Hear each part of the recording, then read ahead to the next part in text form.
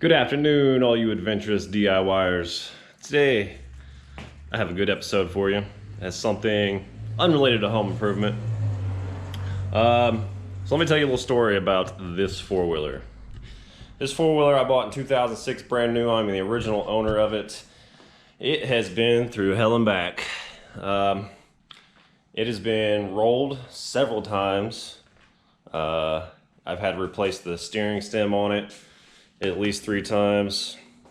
About half the bolts on this thing have been replaced with hardware store replacements because they've been broken off or lost. As you can see, that one's gone completely. Just, I don't know, there's a bearing for the piston inside that's been spun and damaged, had to take the engine apart.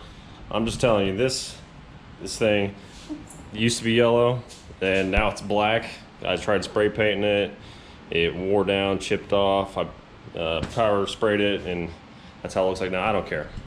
This thing has been through everything. It's been with me for 14 years. 14 years.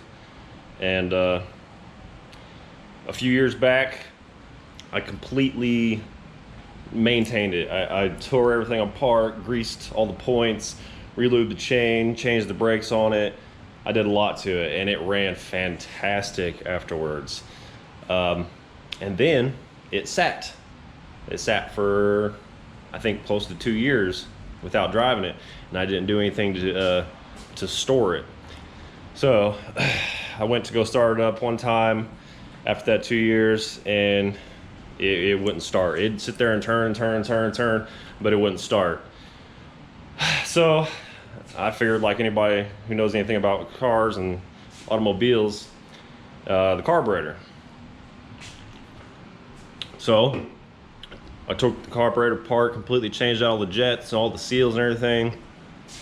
Still wouldn't start.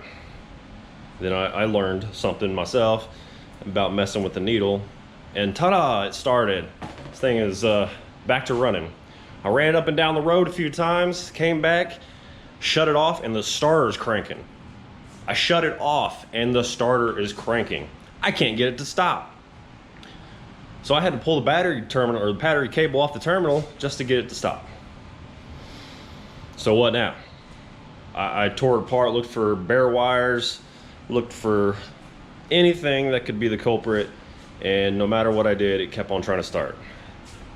So it's been one thing after another on this thing to get it running, and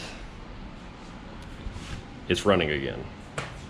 So all it was this tiny little piece. Let me show you. Where's it at? Oh, right here.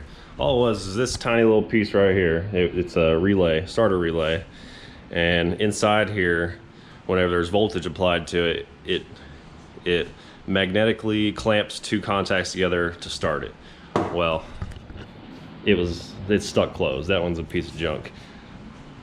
And that is a new one versus the original I put back in because it was something I replaced a long time ago that I thought was the culprit and it wasn't, and I just left that one in there. Well, that one's junk. The original's back in. It's working again. So, ta-da! Keys.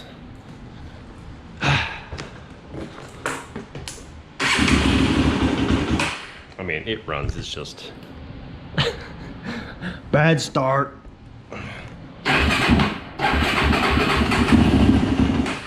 It's cold.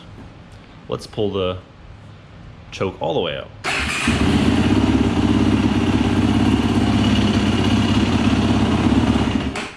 So, it's running again, hooray.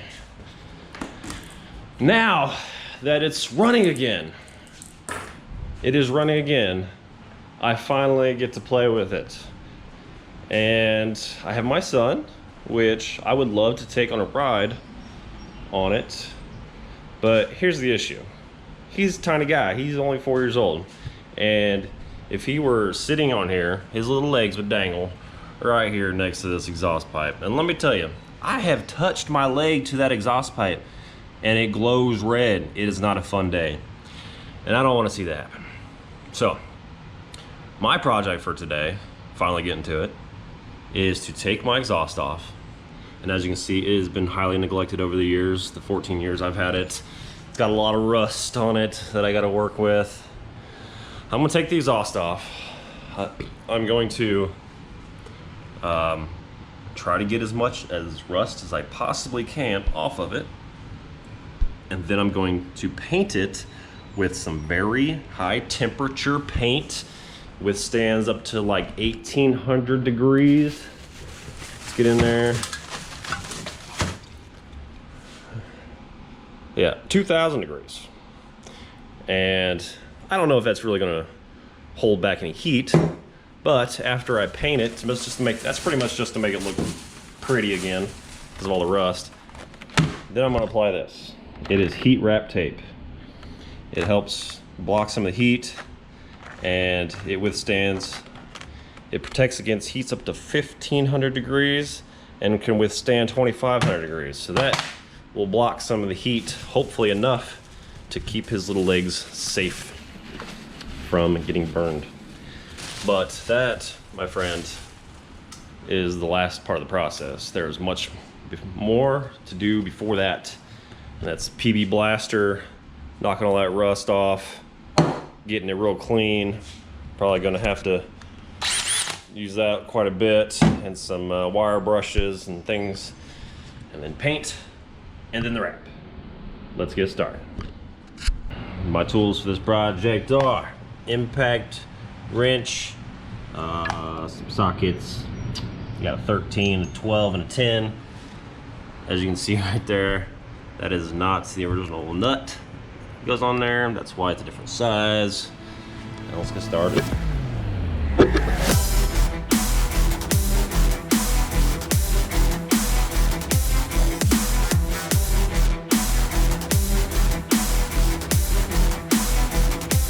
So I have the exhaust off. It's right here. This clamp is giving me hell. Don't know why, I've never had that issue. It's always come right off, so fun. I gotta work with that, spray some PB Blaster on there. Hopefully that does the trick. Good little tip for DIYers, if possible, put bolts back in the holes.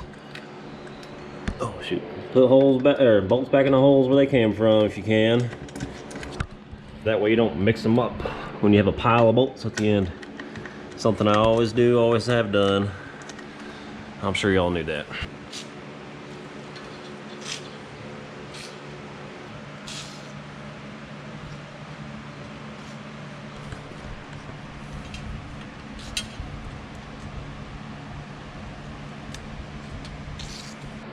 Another DIY tip here, if you're dealing with rusted stuff, don't use power tools because you're very likely to strip the head of the bolt or screw, whatever you're working with. So I can't believe I still have this tool. This is an impact screwdriver. I've had this for a very long time, since I owned a Honda Civic back in the day. So what you do is you put the bit there in the end and you slam it with a hammer on this side. As you can see, it's been used a few times. I used it for removing brake rotors. It's pretty rusty itself, but they're just bits, so we're okay. So that's how I'm going to have to get these off, because otherwise I'm going to end up stripping the heads out. Great, I'm getting PB Blaster all over my GoPros. Awesome.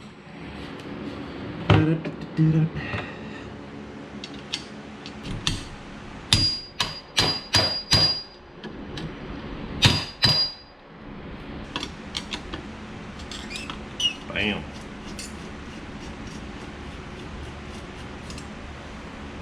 This is the first time I've ever had this thing off, because I had no intention to fix it before. But look at that. Bam. Alright. So right now I have all of my exhaust pieces and nuts and bolts and brackets and all that good stuff soaking in PB Blaster. This good stuff. All saturated in that stuff, because man was it rusty. So once that sets in for a while, I'll come back to it with the brush and try to get as much as I can off there.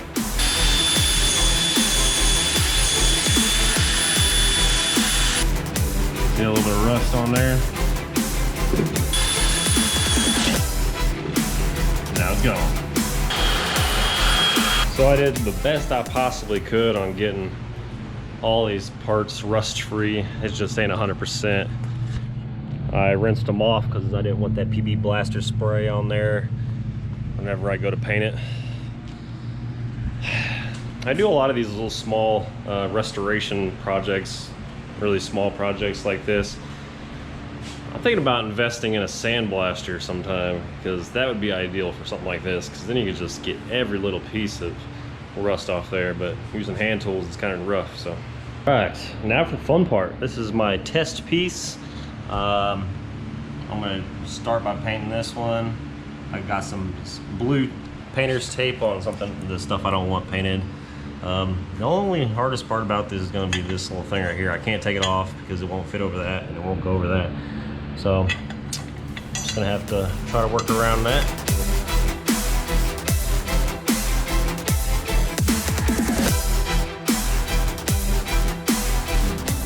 I have painted everything, not, you know, cured or finished, but everything has been at least 1 or 2 coats. It is looking very nice, that powdered coat type look to it. I still got to flip this one over and paint the other side, but look at that. It looks so nice. Good morning, everybody. It has been about 24 hours since I painted all my exhaust pieces. As you can see, this is one of them that I painted. It is drying for almost 24 hours, but look. It's got a powdery residue to it because I was reading the instructions on this, and you have to bake these parts, bake them in order to get that coating to remain without residue to the touch. So I don't have an oven. I'm not a professional painter, so I don't have a big oven to bake these. So when I go to assemble these and put them back on the four-wheeler, it's gonna get scratched up and everything else. But oh well. I got my sidekick with me here today. Say hi. Hey, Lucy's sitting over there. Yeah, she is. So I'm gonna reassemble. I'm gonna put the heat wrap on the exhaust, and I'm gonna put it back together, and hope I just don't scratch it up enough, or scratch it up too much. You wanna hold it? Yeah. But it's not on. Yeah, it is. See, look.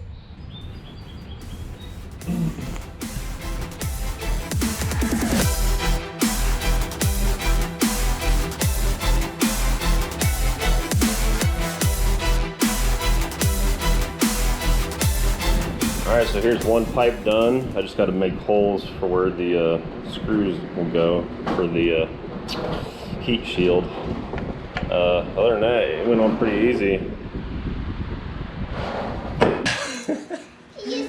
You don't even know what you're saying. Hey,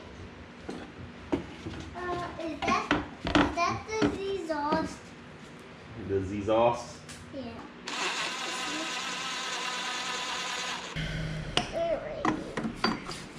Hey, they go in here. They go in here. Alright, good job. Hey, can I do everyone?